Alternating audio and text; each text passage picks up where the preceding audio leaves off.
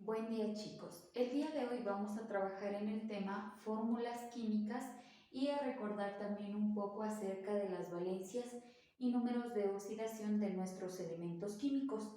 Empecemos. ¿Qué es una fórmula química? Es una expresión simbólica de la composición y estructura de una sustancia química. Es decir, la fórmula química lo que va a utilizar para poderla representar, en este caso viene a ser los símbolos químicos, ¿sí? Por ejemplo, si yo tengo el compuesto llamado agua, este se formó del hidrógeno y el oxígeno, y también en este caso sabemos que la fórmula química del agua es H2O, ya que se intercambian las valencias, ¿sí? La valencia de este oxígeno va a ser -2 y la del hidrógeno en este caso va a ser 1, ¿sí? Por lo tanto, para formar el compuesto se intercambian estas valencias. Aquí se sobreentiende que está escrito un átomo, ¿sí? Entonces la fórmula ya queda escrita de esta manera. ¿Qué necesité para escribir la fórmula? En este caso viene a ser el hidrógeno y el oxígeno, que son los símbolos químicos que he utilizado, ¿sí? Y también, si ustedes pueden observar estos números, ¿sí? Bueno, el número 1 no se lo escribe, se sobreentiende que ya es el número 1 el que está ocupando aquí el lugar, ¿sí? Estos vienen a ser los subíndices. ¿Y a qué hace referencia estos subíndices?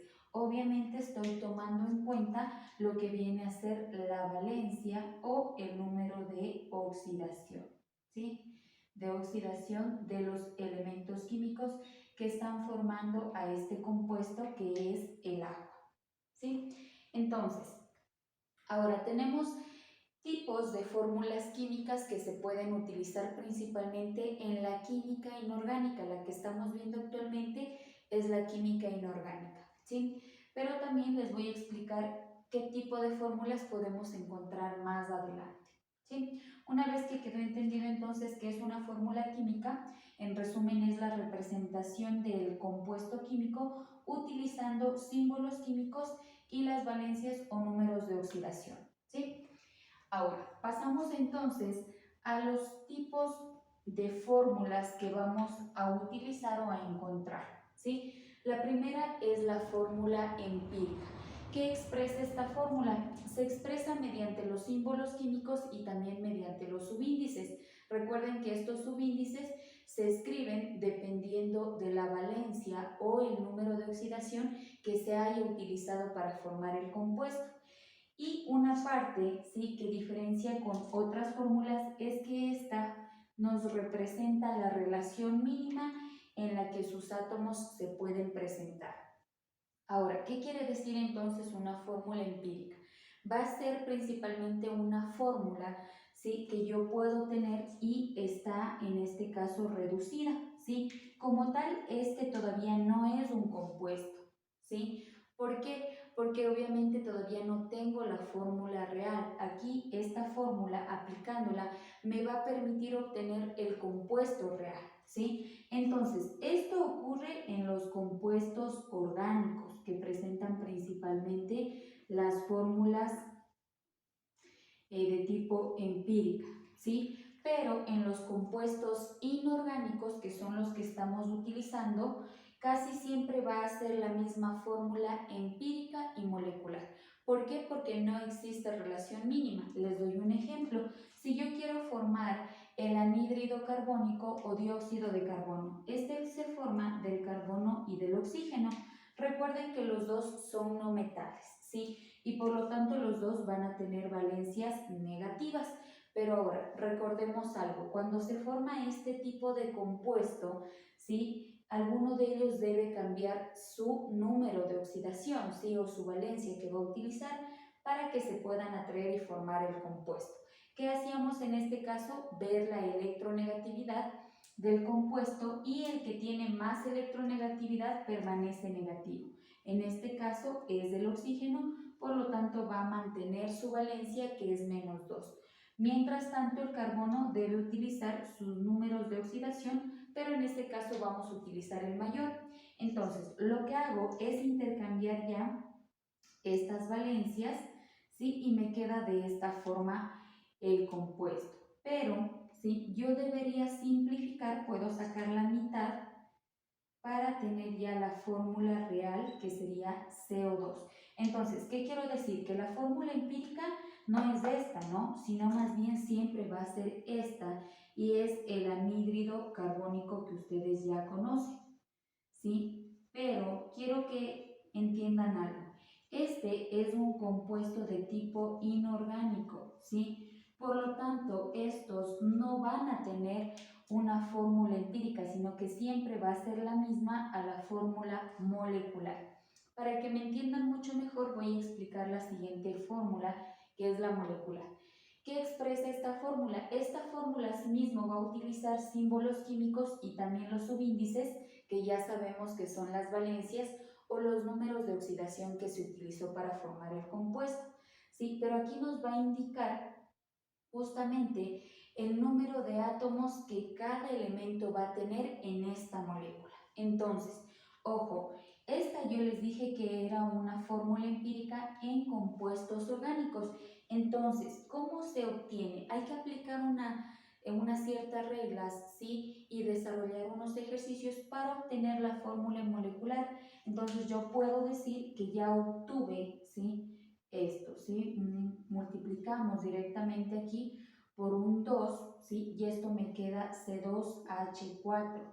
Y este ya viene a ser un compuesto orgánico llamado eteno, ¿sí?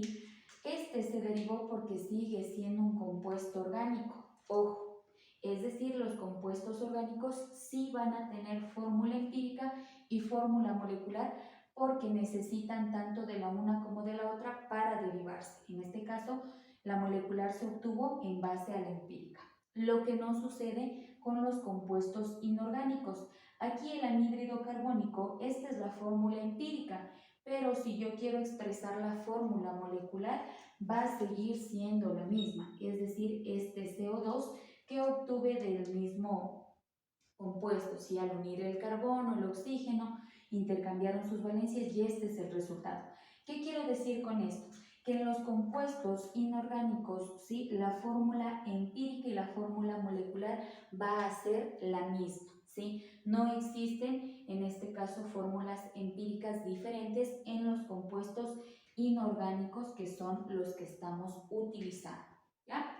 Ahora, ¿qué es una fórmula desarrollada? Es una representación gráfica que indica cómo se encuentran dispuestos tanto los elementos y también cómo se unen estos elementos o estos átomos. Entonces, yo voy a hacer la representación de esta molécula que es el anhídrido carbónico. Dice que tengo que abrir la fórmula para observar los enlaces. Tengo un carbono y me indica que tengo dos oxígenos. Lo ubico así a cada lado porque recuerden que la valencia de cada oxígeno será -2 y la valencia de este carbono será +4. Por lo tanto, esto ya me da una idea de que tengo que representar dos enlaces para cada oxígeno y 4 enlaces que va a tener este carbono. ¿Cómo lo hago? Por lo tanto, recuerden que tengo no metal y no metal y aquí entra el enlace covalente, ¿sí? De tipo polar.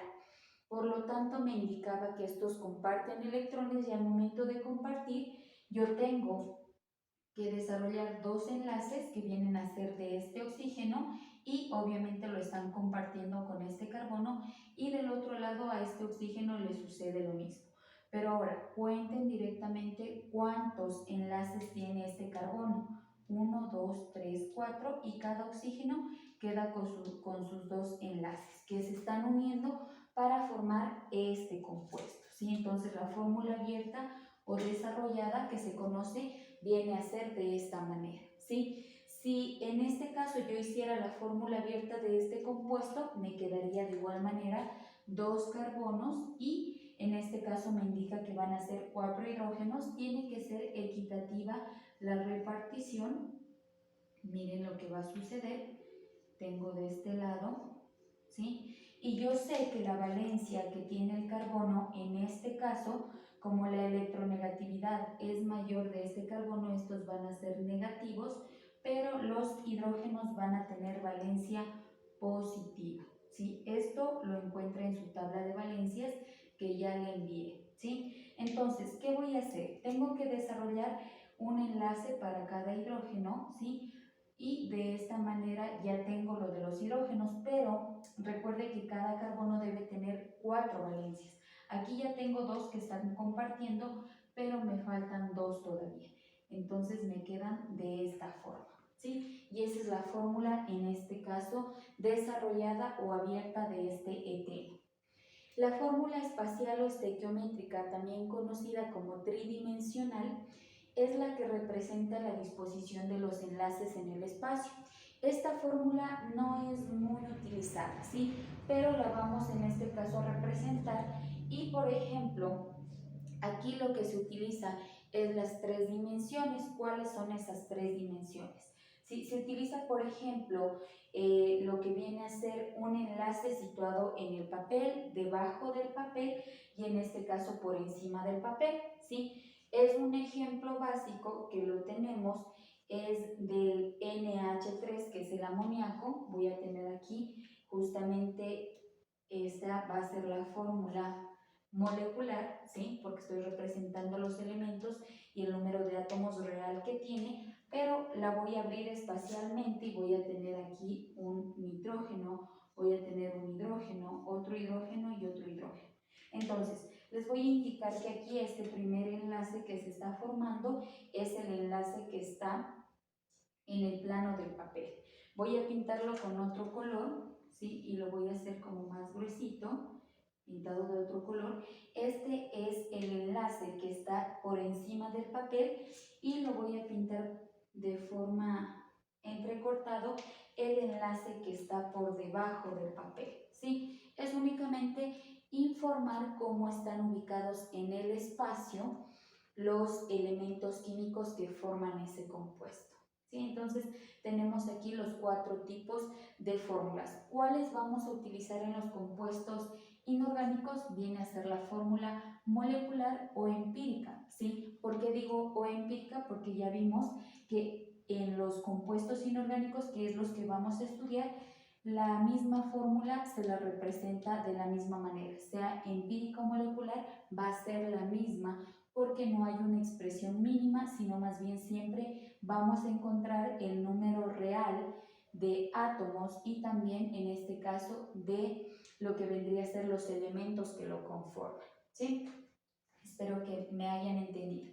Entonces, ya para poder concluir, yo puedo decir que en esta fórmula química que he tenido, he representado a los 2 elementos químicos que vienen a ser el carbono y el oxígeno. Y si me preguntan cuántos átomos tengo, yo diré que tengo un átomo de carbono y 2 átomos de oxígeno, porque son los numeritos que están representados de esta manera. El 1 les dije que no se escribe porque ya se sobreentiende, ¿sí? Ahora sí, vamos ya a culminar esta explicación también recordándoles un poco acerca de las valencias y número de oxidación que necesito se repase durante este tema, ¿sí? Para el siguiente tema que vamos a tratar podamos aplicar unas reglas, ¿sí? En las fórmulas que vamos a encontrar. Entonces, si yo hablo de valencias y números de oxidación, es necesario describir a lo que nos indica la ley de Proust, ¿sí? ¿Quién es Proust? Él propone lo siguiente. Esta ley fue propuesta en 1799 y él nos indica que para formar un compuesto químico, ¿sí? Lo que debe tener en cuenta es los átomos que se van a presentar, que deben estar determinados, ¿sí? Ya de forma estable. Es decir, que estos se van a presentar de forma constante y también hay proporciones ya definidas, ¿sí? Nos indica que el número de átomos de un compuesto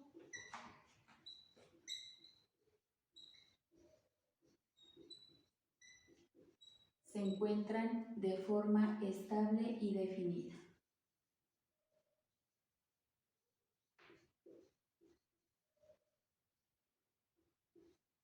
¿Qué quiero decir con esto? ¿Sí? Para formar los compuestos inorgánicos que vamos a ver a continuación en las próximas clases, necesitamos saber cómo estos compuestos se van a formar y cómo se da la unión. Nosotros ya sabemos que debe ser a través de un enlace químico, ¿sí? Y también intercambiar las valencias o números de oxidación. Entonces, quiero solamente hacerles acuerdo de algo, justamente en la clasificación que habíamos hecho tenemos tres tipos, ¿sí? Teníamos a los no metales,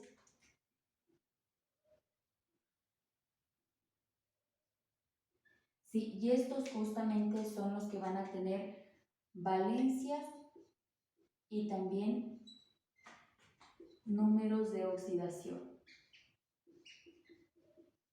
¿sí? Entonces, les hago acuerdo de los primeros no metales que habíamos hablado y vienen a ser los llamados halógenos o también conocidos como monovalentes, ¿sí? Y se conocen de esta manera y al ser no metales la valencia va a ser -1. Ojo, esta es la valencia con la que van a actuar para formar compuestos, ¿sí? Entonces yo tenía dentro de ellos, los voy a escribir los símbolos, el flúor, el cloro, el bromo, el yodo y el astato, ¿sí? Pero yo les había indicado que estos tienen números de oxidación que va a ser +1, +3, +5, +7, ¿sí? Voy con otro grupo para que me logren entender lo que quiero decir. Vendrían a ser los anfígenos o también conocido como divalentes. Su nombre nos indica, di quiere decir 2, por lo tanto la valencia es -2. Dentro de este grupo está el oxígeno, el azufre, el selenio y el teluro. Y en este caso los números de oxidación van a ser el +2, +4, +6. ¿Sí? ¿Y a qué quiero darles a entender? Ojo, estas son las valencias, es decir, con las que van a actuar para formar un compuesto, y estos de aquí van a ser los números de oxidación que pueden llegar a utilizar. ¿Sí? Entonces, ¿cuándo se utiliza un número de oxidación? Cuando los dos elementos que se están uniendo para formar el compuesto tienen el mismo signo, y eso pasa cuando uno o dos no metales para formar un compuesto. Era el ejemplo, ¿sí? Aquí puedo formar el primer caso que puedo unir el cloro con el oxígeno, ¿sí? El cloro con el oxígeno. Los dos son negativos, ¿sí? Entonces ustedes saben que cargas iguales no se van a unir, se repelen, ¿sí? Pero si alguno de ellos cambia y utiliza el número de oxidación, es decir, se hace positivo, va a poder haber la unión. ¿Quién tiene que cambiar? El cloro. ¿Por qué? Porque si voy a mi tabla periódica, observo la electronegatividad, el cloro va a ser menos electronegativo. Entonces, yo utilizaría aquí, por ejemplo, del oxígeno, la valencia va a seguir siendo -2, pero el cloro aquí va a formar algunos compuestos. Yo puedo utilizar el 1, el 3, el 5, el 7. En este caso utilicemos, por ejemplo, el 3. ¿Sí? Intercambian y van a formar ya este compuesto. Ojo, paso aquí el 2 acá abajo, escribo el oxígeno y paso el 3 del cloro. Y este se va a llamar el anhídrido cloroso, que más adelante lo veremos, ¿sí? En estos casos, cuando se unen dos no metales, yo sé que tengo que utilizar valencias y números de oxidación. Entonces, ¿qué son las valencias? Yo les había dicho que las valencias vienen a ser, ¿sí? Justamente el número de electrones que se encuentran en el último orbital, ¿sí? Y estos son los que me permiten formar en sí el compuesto, ¿ya? Pero ¿qué es ahora el número de oxidación? Es una valencia alternativa que tiene que utilizar el elemento químico cuando se unen, ¿sí? Dos de la misma clase, ¿ya? Entonces, en este caso eran no metales que debían unirse por un enlace covalente, ¿sí? Y por lo tanto El cloro aquí tuvo que utilizar su número de oxidación porque si utilizaba la valencia el compuesto no se pudo haber formado, ¿sí? Eso quiero que entiendan durante esta clase y también les voy a compartir la tabla de valencias para que la repasen. Espero que el tema haya quedado entendido